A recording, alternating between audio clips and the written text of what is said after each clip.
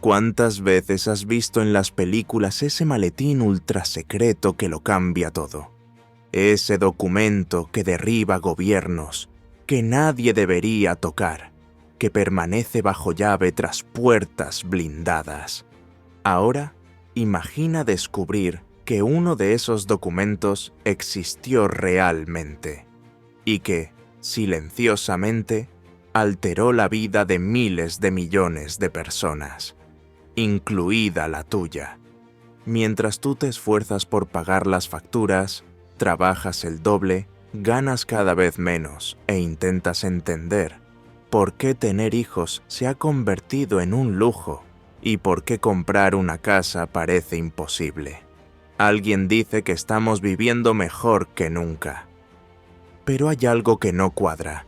La familia ha cambiado. El trabajo ha cambiado. Las relaciones han cambiado. Toda la sociedad se ha puesto patas arriba.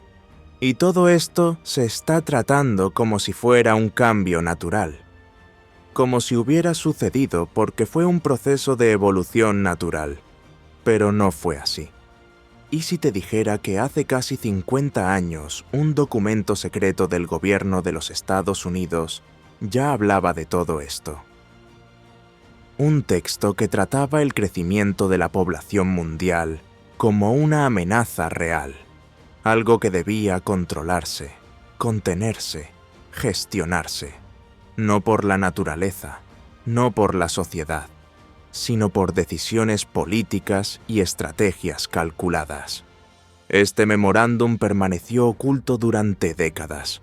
Casi nadie sabía de su existencia. Y cuando finalmente salió a la luz, quedó claro que varios cambios que hoy parecen espontáneos fueron, en realidad, estimulados. La forma en que pensamos sobre la familia, el papel de las mujeres, las campañas sobre planificación, las políticas que fomentan un tipo de vida y desalientan otro, incluso la forma en que entendemos el éxito, el trabajo y el futuro. Nada de esto surgió de la nada. Todo esto fue programado para suceder. Es normal que pienses que esto parece una teoría de la conspiración. Yo también lo pensaría, pero no lo es. Estamos hablando de un documento oficial, un documento firmado por uno de los hombres más influyentes de la Guerra Fría, Henry Kissinger. Hoy, Bellomundo abre esta caja negra y muestra cómo un informe casi desconocido ayudó a moldear silenciosamente la forma en que vivimos, pensamos e incluso vemos nuestra propia vida. Lo que vas a ver ahora no es ficción, es historia, de esas que nadie podría saber. A principios de la década de los 70, el planeta parecía estar a punto de entrar en combustión. Las grandes potencias salían de guerras largas, agotadoras y traumáticas. La economía mundial se tambaleaba entre la alta inflación, las crisis energéticas y las crisis del petróleo que paralizaban ciudades enteras. La disputa entre Estados Unidos y la Unión Soviética se infiltraba en todos los continentes posibles, avivando conflictos, derrocando gobiernos y financiando intereses ocultos. Y fue precisamente en este tenso escenario cuando un tema aparentemente sencillo comenzó a preocupar a los que mandaban en el mundo. La población mundial estaba creciendo demasiado rápido. Para la mayoría de la gente, esto era solo una señal de que el mundo estaba cambiando. Para el gobierno de los Estados Unidos, era algo mucho más serio. El temor era que este rápido crecimiento se produjera precisamente en regiones que ya sufrían pobreza, inestabilidad política y falta de infraestructuras mínimas. Más personas significaba más consumo de alimentos, energía, agua, petróleo y minerales. Significaba más presión sobre recursos que no existían en cantidades infinitas. Y si esos recursos comenzaran a escasear, el impacto recaería directamente sobre la influencia estadounidense, que dependía profundamente del acceso a ellos. Fue en este clima de amenaza silenciosa que Richard Nixon llamó a uno de los nombres más poderosos de la Guerra Fría, Henry Kissinger. No era solo un político de alto rango. Kissinger ocupaba al mismo tiempo los dos puestos más estratégicos de la política exterior estadounidense: consejero de Seguridad Nacional y secretario de Estado. Esto situaba al hombre en el centro del tablero mundial, donde se tomaban a diario decisiones sobre guerras, diplomacia, derrocamientos de líderes y apertura de mercados. Cuando un documento salía de sus manos, no era un informe cualquiera. Era un plan con peso, alcance y capacidad real de convertirse en acción. La misión encomendada a Kissinger era urgente: comprender cómo el avance demográfico en todo el planeta podría afectar al futuro de Estados Unidos. De ahí surgió un memorándum confidencial llamado Memorándum de Estudio de Seguridad Nacional, también conocido como Informe Kissinger. Era un estudio que analizaba el crecimiento demográfico de decenas de países y señalaba qué regiones podrían, en poco tiempo, convertirse en focos de inestabilidad global. Entre los países considerados críticos se encontraban India, Bangladesh, Brasil, México, Egipto, Nigeria y otros gigantes demográficos. La lógica del documento era que cuanta más gente viviera en esos países, mayor sería la disputa por los alimentos, el agua, los combustibles y todo tipo de materias primas que movían la economía mundial. Y si esos países colapsaban social o económicamente, el efecto dominó afectaría a todo el planeta. Pero el documento no se limitaba a predecir el futuro. Describía lo que había que hacer para cambiarlo. En sus páginas se recogía la idea de que el crecimiento demográfico en varias regiones del mundo debía disminuir, no de forma natural, no lentamente, sino de forma activa a lo largo de las próximas décadas. Para Kissinger, el centro de toda transformación estaba en la familia. Era en ella donde se decidía cuántas vidas llegarían a la siguiente generación. Era allí donde sería posible cambiar el curso demográfico de países enteros. Si el mundo necesitaba estabilizarse, el cambio comenzaría dentro de cada hogar. Mientras este memorándum circulaba en silencio por los pasillos restringidos de Washington, el planeta seguía sin darse cuenta de lo que se estaba preparando. Cuando el informe estuvo listo, surgió una pregunta que no podía aparecer en ningún documento: ¿cómo convertir esas recomendaciones en acciones sin revelar al mundo que Estados Unidos estaba influyendo en el destino de otros países? Cualquier gesto directo levantaría sospechas, y el memorándum dependía precisamente de lo contrario: silencio absoluto. La estrategia no era actuar en primera línea, era esconderse detrás de ella. Las instituciones internacionales pasaron a ocupar un papel decisivo en este engranaje. La Organización de las Naciones Unidas, el Banco Mundial y la Organización Mundial de la Salud ya tenían una presencia consolidada en los países considerados críticos por el memorándum. Se las consideraba neutrales, se las respetaba y tenían libertad para actuar en áreas sensibles sin despertar alarma política. A partir de ese momento, comenzaron a surgir innumerables iniciativas bajo la etiqueta de propuestas técnicas. Las campañas de planificación familiar comenzaron a aparecer en diferentes regiones del planeta. A primera vista, todo parecía parte natural del avance de la medicina, la educación o el bienestar social. Lo que el público no sabía es que entre las recomendaciones había un tema tratado con extremo cuidado: el aborto. El documento afirmaba que los países con un crecimiento demográfico muy acelerado podrían reducir su tasa de natalidad mediante la ampliación de los servicios médicos que incluían la interrupción del embarazo. Pero esto nunca se presentaría como una herramienta de control demográfico. Se describía como salud reproductiva, atención básica, apoyo a las mujeres. Un vocabulario cuidadosamente elegido para evitar el rechazo y mantener la imagen imparcial de las instituciones internacionales. El memorándum debía funcionar de forma invisible. Y lo consiguió.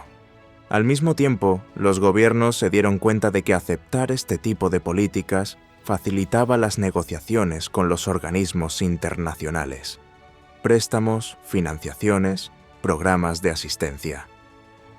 Todo era más accesible cuando el país se mostraba abierto a modernizar su enfoque demográfico. Nunca hubo un anuncio oficial, pero la presión se sentía en las conversaciones discretas, en las reuniones a puerta cerrada y en los acuerdos firmados lejos de la vista del público. Las recomendaciones escritas a principios de la década de 1970 se extendieron por diferentes regiones del planeta, pero esa no es la parte más cruel. Como era de esperar, cada país recibió estas políticas a su manera.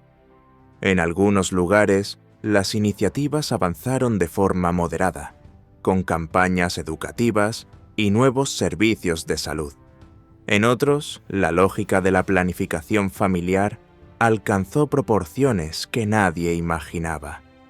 Y fue en esos casos que el informe dejó de ser solo un documento estratégico y pasó a generar episodios que hoy forman parte de los capítulos más delicados de la historia contemporánea. India fue el caso que más llamó la atención. A mediados de la década de 1970, el país se enfrentaba a la inestabilidad económica, las tensiones políticas y una dificultad creciente para atender a su población.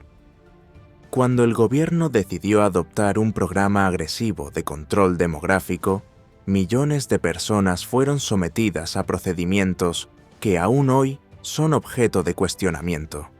Muchas aceptaron por miedo a perder prestaciones básicas. Otras fueron presionadas en situaciones de vulnerabilidad. El número total superó los 70 millones de procedimientos en un intervalo sorprendentemente corto. Años más tarde, Perú vivió una situación que también dejó profundas huellas.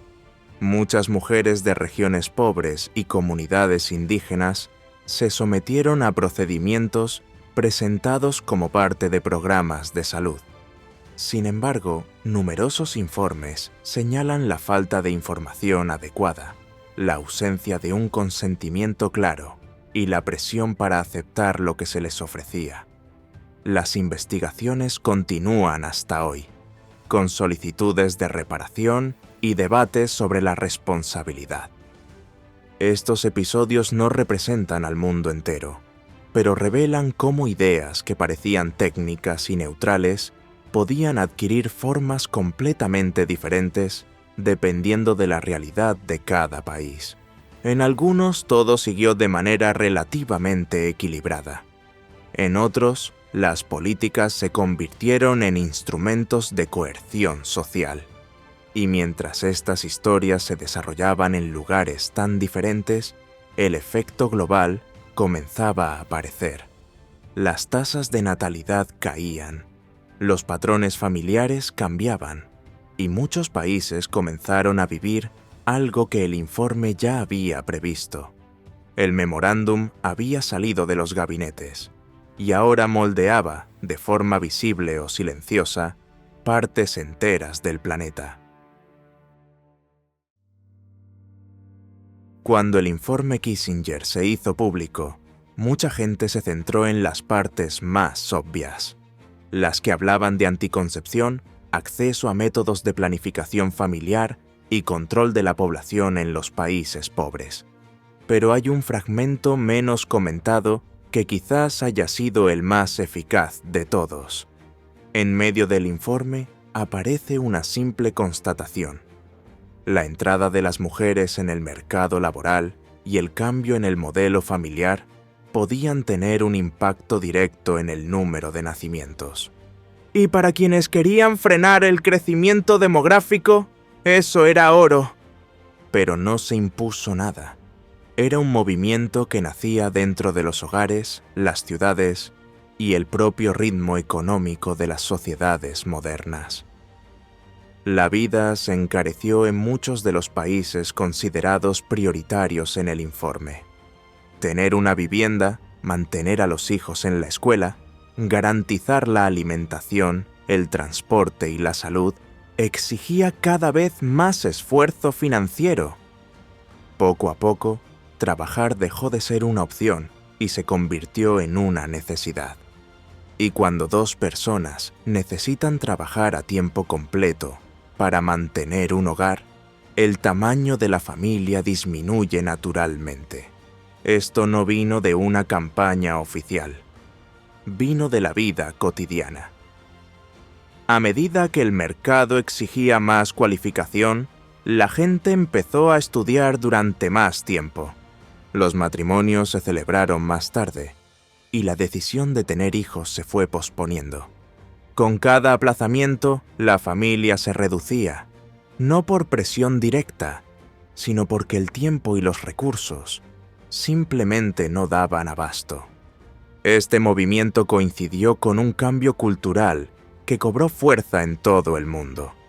Las telenovelas, las películas, los anuncios y las revistas comenzaron a destacar un estilo de vida más individual, centrado en la libertad, la carrera profesional y la movilidad. La imagen de la familia numerosa, tan común en décadas anteriores, fue perdiendo terreno frente a una vida más compacta y fácil de gestionar. En pocos años, muchos países se vieron afectados por la misma tendencia: menos nacimientos, más mujeres en el mercado laboral, más familias con solo 1 o 2 hijos, más jóvenes posponiendo sus planes, porque el costo de vida no les daba otra opción. Cuando observamos este conjunto de cambios, queda claro cómo encaja en las predicciones que aparecían en el informe Kissinger. La lógica del memorándum decía que, con el ritmo económico acelerado y las nuevas demandas sociales, las familias naturalmente se volverían más pequeñas. Y eso fue lo que sucedió.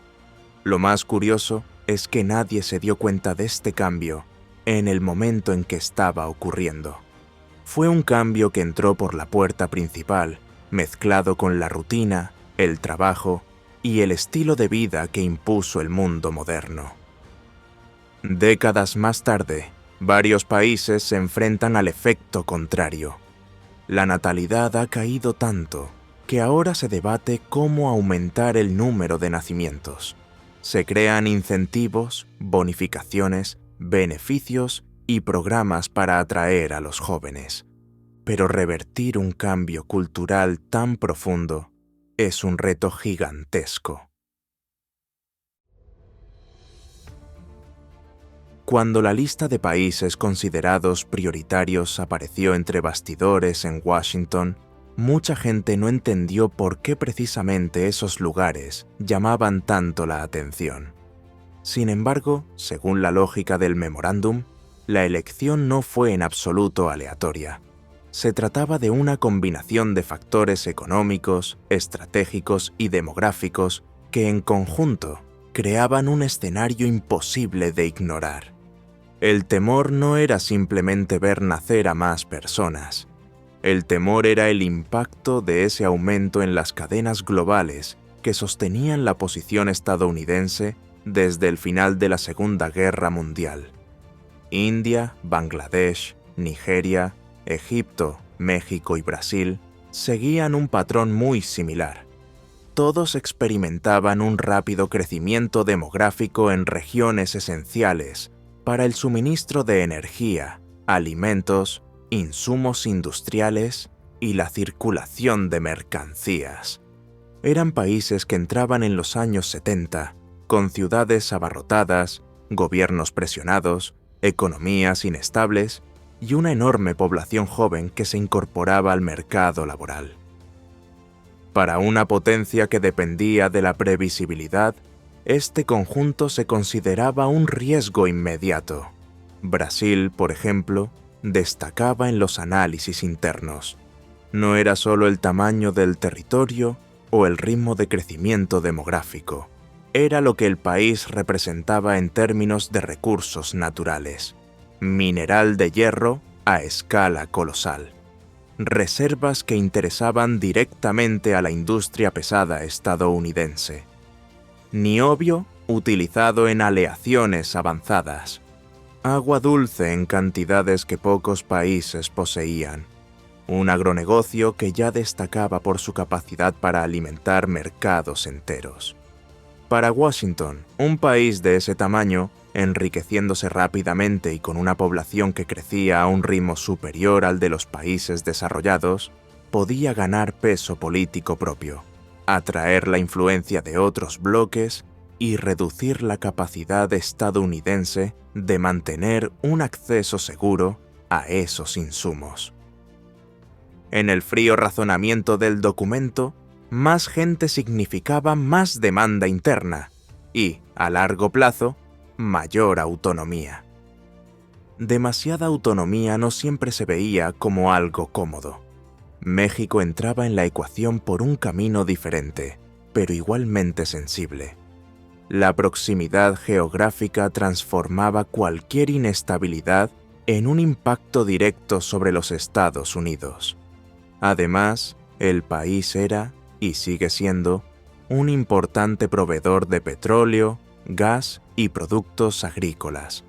Un México con una explosión demográfica, un aumento de la desigualdad y tensiones políticas, se interpretaba como una doble amenaza. Por un lado, la creciente presión migratoria. Por otro, el riesgo para el flujo de energía y alimentos que cruzaban la frontera y abastecían la economía estadounidense a diario. Por ello, el memorándum trataba al país como una pieza fundamental en cualquier estrategia a largo plazo. La gran verdad es que el problema no era el crecimiento demográfico en sí mismo. El problema era cuando ese crecimiento se producía precisamente en los lugares donde se encontraban algunos de los recursos más estratégicos del planeta. El documento no utilizaba palabras explosivas, pero dejaba claro que mantener estas regiones estables e integradas en el mercado internacional se consideraba una prioridad de seguridad nacional. Ahora que este rompecabezas está completo, es más fácil entender por qué era tan importante y por qué tanta gente solo oyó hablar de él mucho tiempo después. Y, al fin y al cabo, quizá esa sea la mayor lección del informe Kissinger. La historia no siempre cambia con grandes discursos. A veces cambia con un memorándum guardado en un cajón, mientras el mundo sigue su curso sin darse cuenta de que ya se está moviendo en la dirección prevista por él. Y por hoy nos quedamos aquí. Ahora quiero saber tu opinión. ¿Qué te pareció esta historia? ¿Crees que el informe Kissinger realmente influyó en el rumbo de la sociedad? ¿O que todo fue solo una coincidencia histórica? Cuéntanoslo aquí en los comentarios, porque tu opinión es lo que hace que este canal exista. Y si te gusta sumergirte en temas que nadie explica bien, pero que han cambiado nuestras vidas en el fondo, aprovecha para suscribirte al canal. Activa la campana para no perderte ningún episodio. Dale a me gusta, porque eso ayuda mucho a que nuestro contenido llegue a más gente. Y si quieres apoyar aún más, comparte este vídeo con alguien a quien también le guste descubrir estas historias ocultas tras el telón. Nos vemos en el próximo vídeo de Bello Mundo. Hasta entonces.